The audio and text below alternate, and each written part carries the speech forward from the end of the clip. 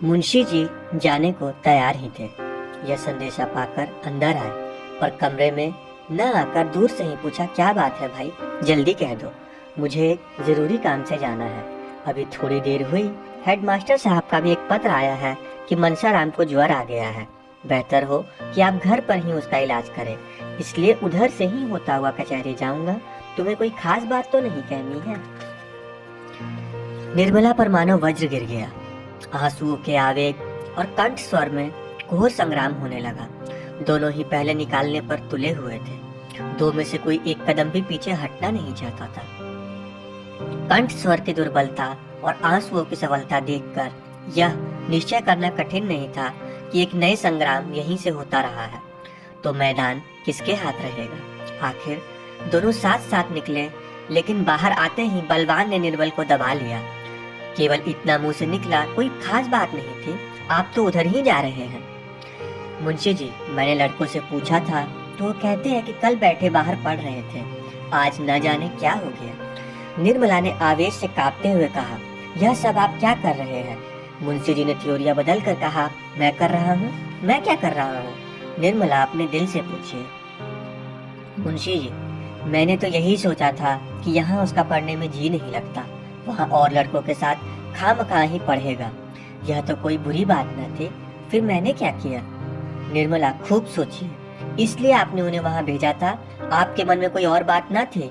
मुंशी जी जरा हिचकिचाए और अपनी दुर्बलता को छिपाने के लिए मुस्कुराने की चेष्टा करके बोले, और क्या बात हो सकती थी, भला तुम ही सोचो। निर्मला, खैर यही सही, अब आप कृपा करके आज उन्हें लेते आइएगा। वहाँ रहने से उनकी बीमारी बढ़ जाने का भय है। यहाँ दीदी जी जितनी बीमारदारी कर सकती है, दूसरा नहीं कर सकता। एक नए के बाद उसने सिर नीचा करके कहा, फिर मेरे कारण न लाना चाहते हो तो मुझे घर भेज दीजिए, मैं वहाँ आराम से रहूंगी। मुंशी जी ने इसका कुछ जवाब न दिया, बाहर चले गए और एक क्षण में गाड़ी स्कूल की ओर चली।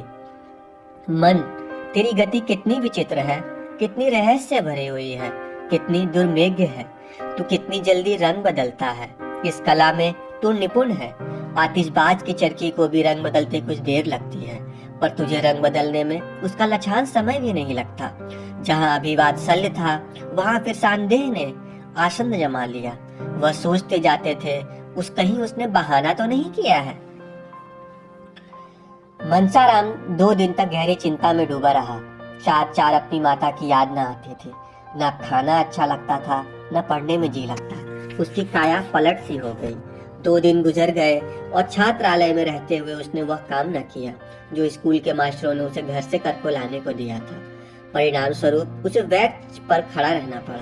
जो कभी न हुई हो वह आज हो गई। यह असह्य अपमान उसे भी सहना पड़ा। लेकिन तीसरे दिन वह इन्हीं चिताओं में मग्न हुआ अपने मन को समझा रहा था, क्या संसार में अकेली मेरी माता मरी है? विमाताएं तो सभी इस स्वभाव की होती है। मेरे साथ कोई नई बात तो नहीं हो रही। अब मुझे पुरुषों की भांति द्विगुण परिश्रम से अपना काम करना चाहिए। जैसे माता पिता राजी रहे, वैसे उन्हें राजी रखना चाहिए। इस साल अगर छात्रवृत्ति मिल गई तो मुझे घर से कुछ लेने की जरूरत ही ना रहेगी। कितने ही लड़के अपने ही बल पर बड़ी बड़ी उपलब्धियां प्राप्त कर लेते हैं। बाधाओं पर विजय पाना और अवसर देखकर काम करना ही मनुष्य का कर्तव्य है। भाग के नाम को रोने और कोसने से क्या होगा? इतने में जिया राम आकर खड़े हो गया। मनसाराम ने पूछा, घर का क्या हाल है जिया? नहीं, अम्मा जी तो बहुत प्रसन्न होंगी। जिया राम, उनके मन का हाल तो मैं नहीं जानता, लेकिन जब से तुम आए हो उन्हें एक जून भी खाना नहीं खाया। जब देखो तब रोया ही करती है। जब बाबूजी आते हैं तब अलबत्ता हंसने लगती है। तुम चले आए तो मैंने भी शाम को अपनी किताबें संभाली। यही तुम्हारे साथ रहना चाहता था। भुट्टी चुड़ैल ने जाकर अम्मा जी से कह दिया। बाबूजी बैठे थे, उनके सामने ही अम्मा जी ने आकर मेरी किताबें छीन ली और रो कर बोली, तुम भी चले जाओगे तो इस घर में कौन रहेगा? अगर मेरे कारण तुम लोग घर घर छोड़कर भाग रहे हो तो लो मैं कहीं चली जाती हूँ। मैं तो झल्लाया हुआ था ही, वहाँ बाबूजी भी न थे। बिगड़ कर बोला, आप क्यों चली जाएंगी? आपका तो घर है, आप आराम से रहिए। गैर तो हम ही लोग हैं ना, हम ना रहेंगे तब तो आपको आराम ही आराम रहेगा। मनसाराम, तुमने खूब कहा, बहुत ही अच्छा कहा। इस पर और भी भलाई होगी और जाकर बाबूजी से शिकायत की होगी। जिया राम, यह कुछ नहीं हुआ। बेचारी जमीन पर बैठकर रोने लगी। मुझ में भी करुणा आ गई, मैं भी रो पड़ा। तब उन्होंने आंचल से मेरे आंसू पोंछे और बोली, जिया, मैं ईश्वर को साक्षी देकर कहती हूँ कि मैंने तुम्हारे भैया के विषय में तुम्हारे बाबूजी से एक शब्द भी नहीं कहा। मेरे भाग में कलंक लिखा हुआ है, वही भोग रही हूँ। और फिर न जाने क्या क्या कहा जो मेरी समझ में नहीं आया। कुछ बाबूजी की बात थी। मनसाराम ने उद्विग्नता से पूछा, बाबूजी के विषय में क्या कहा, कुछ याद है? जिया राम, बातें तो भाई मुझे याद नहीं आती, मेरी मेमोरी कौन सी बड़ी तेज है। लेकिन उनकी बातों का मतलब कुछ ऐसा मालूम होता था कि उन्होंने बाबूजी को प्रसन्न रखने के लिए स्वांग भरना पड़ रहा है। न जाने धर्म अधर्म की कैसी बातें करते थे जो मैं बिल्कुल न समझ सका। मुझे तो अरब इसका विश्वास हो गया है कि इनकी इच्छा तुम्हें यह भाजने की ना थी।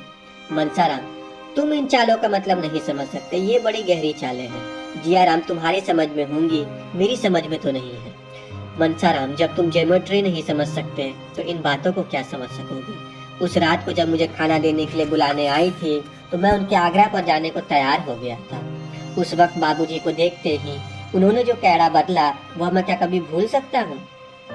जिया राम, यह बात मेरी समझ में भी नहीं आती। अभी कल ही मैं वहां से गया हूँ तो लगी तुम्हारा हाल पूछने। मैंने कहा, वो तो कहते थे कि अब कभी घर में इस कदम न रखूंगा। मैंने कुछ झूठ तो कहा नहीं, तुमने मुझसे ही तो कहा था। इतना सुनना था कि फूट फूट कर रोने लगी। मैं दिल में बहुत पछताया कि कहां से कहां मैंने ये बात कह दी। बार बार यही कहते थे, क्या वो मेरे कारण घर छोड़ देंगे? मुझसे इतने नाराज है। चले गए और मुझसे मिले तक नहीं। खाना तैयार था, खाने तक नहीं आए। हाय, मैं क्या बताऊं किस विपत्ति में हूँ। इतने में बाबूजी आ गए। बस तुरंत आके खोज कर मुस्कुराते हुए उनके पास चले गए। यह बात मेरी समझ में नहीं आती। आज मुझसे बड़ी मिन्नत की कि उनको साथ लेते आना। आज मैं तुम्हें खींच के ले चलूंगा। 2 दिन में वो कितनी दुबली हो गई है, यह देख कर तुम्हें उन पर दया आएगी। तो तुम चलोगे ना? मनसाराम ने कुछ जवाब न दिया। उसके पैर कांप रहे थे। जिया राम तो हाजिरी की घंटी सुनकर भागा, पर वह बेंच पर लेट गया और इतनी लंबी सांस ली मानो बहुत देर से उसने सांस नहीं ली है। उसके मुख से दुस्सह वेदना में डूबे हुए ये शब्द निकले, हाय ईश्वर। इस नाम के सिवा उसे अपना सब कुछ जीवन निराधार मालूम होता था। इस एक उच्छ्वास में कितना नैराश्य, कितनी संवेदना, कितनी करुणा, कितनी दीनता प्रार्थना भरी हुई थी, इसका कौन अनुमान कर सकता है? अब सारा रहस्य उसकी समझ में आ रहा था और बार बार उसकी पीड़ित हृदय अंतर्नाद कर रहा था। हाय ईश्वर, इतना घोर कलंक! क्या जीवन में इससे बड़ी विपत्ति की कल्पना की जा सकती है? क्या संसार में इस घोर नीचा की कल्पना हो सकती है? आज तक किसी पिता ने अपने पुत्र पर इतने निर्दय कलंक न लगाया होगा, जिसके चरित्र की सभी प्रशंसा करते थे, जो अन्य युवकों के लिए आदर्श समझा जाता था, जिसने कभी अपवित्र विचारों को अपने पास नहीं पटकने दिया था, उसी पर यह घोर तब कलंक। मनसाराम को ऐसा मालूम हुआ मानो उसका दिल फटा जाता है। 2 घंटे भी बज गए। लड़के अपने अपने कमरों में गए, पर मनसाराम हथेली पर हाथ रखे अनिमेष नेत्रों से भूमि की ओर देख रहा था, मानो उसका सर्वस्व जलमग्न हो गया हो, मानो वह किसी को मुंह न दिखा सकता हो। स्कूल में गैर हाजिरी हो जाएगी, जुर्माना हो जाएगा, उसकी इसे बिल्कुल भी चिंता न थी। जब उसका सर्वस्व लुट गया तो अब इन छोटी छोटी बातों का क्या भय? इतना बड़ा कलंक लगने पर भी अगर जीता रहूं तो मेरे जीने को धिक्कार है। उसी शोकातिरेक की दशा में वह चिल्ला पड़ा, माता जी तुम कहाँ हो? तुम्हारा बेटा, जिस पर तुम प्राण देती हो, जिसे तुम अपने जीवन का आधार समझती थी, आज घोर संकट में है। उसी का पिता उसकी गर्दन पर छुरी फेर रहा है। हाय, तुम कहाँ हो? मनसाराम फिर शांत चित्त से सोचने लगा, मुझ पर संदेह क्यों हो रहा है? इसका क्या कारण है? मुझ में ऐसी कौन सी बात उन्होंने देखी जिससे उन्हें यह संदेह हुआ कि वह मेरे पिता है, मेरे शत्रु नहीं, जो अनायास ही मुझ पर अपराध लगाने चले जाए। जरूर उन्हें कोई ना कोई बात देखी या सुनी है। उनका मुझ पर कितना स्नेह था।